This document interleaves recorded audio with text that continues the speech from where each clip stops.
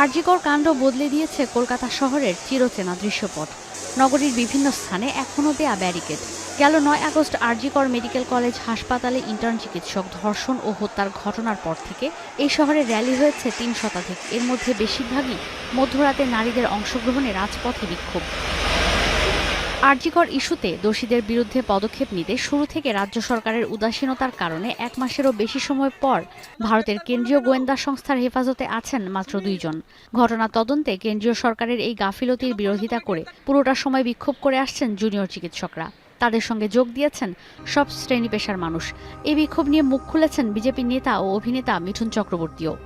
মুখ্যমন্ত্রী মমতা বন্দ্যোপাধ্যায়ের সঙ্গে নবান্নে বুধবার চিকিৎসকদের বৈঠক হওয়ার কথা থাকলেও শেষ পর্যন্ত সেটি হয়নি। পশ্চিমবঙ্গ জুনিয়র ডক্টরস ফোরাম বলছে অন্য কারোর সঙ্গে নয়, বৈঠক হবে মুখ্যমন্ত্রীর সঙ্গে, যেটি গণমাধ্যমে সরাসরি সম্প্রচার করতে হবে। বৈঠকে থাকবে তাদের ৩০ জন প্রতিনিধি। সরকার এই দাবিতে সম্মতি না জানানোয় শেষ পর্যন্ত হয়নি বৈঠক। রাতভর স্বাস্থ্য ভবনের সামনে বিক্ষোভ করেছেন জুনিয়র চিকিৎসকরা। আশা করেছিলাম সরকার থেকে সেই সদস্যের ভূমিকা পাবো, কিন্তু এখনো অব্দি পেলাম না। সে কারণে আমরা যেমন ধন্যবাদ। গত ৩২ দিন ধরে চলা আন্দোলনে জনসাধারণ যেভাবে আমাদের আন্দোলনের পাশে এসে দাঁড়িয়েছেন, তাতে তারাও যে আমাদের তাদের সঙ্গে একমত। Tilotoma is a representative of the whole society. She is not alone.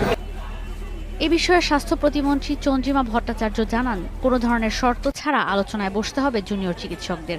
তিনি আরও বলেন, এই ঘটনাকে রাজনৈতিকভাবে প্রভাবিত করা হচ্ছে। ১ মাসেরও বেশি সময় ধরে কাজে যোগ না দিয়ে আরজিকর কাণ্ডে বিচারের দাবিতে বিক্ষোভ করছেন পশ্চিমবঙ্গের জুনিয়র চিকিৎসকরা। মঙ্গলবার বিকেল ৫টার মধ্যে জুনিয়র চিকিৎসকদের কাজে যোগ দেওয়ার নির্দেশ দিয়েছিলেন সুপ্রিম কোর্ট।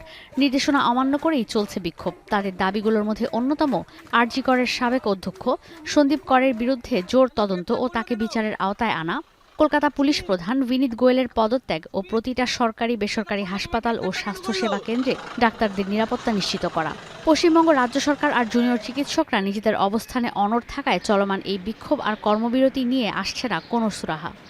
ঈশিতা ব্রহ্ম, এখন বিশ্ব। শিয়া বাটার ও ভিটামিন ই সমৃদ্ধ lily glam beauty soap. Lily, always beautiful.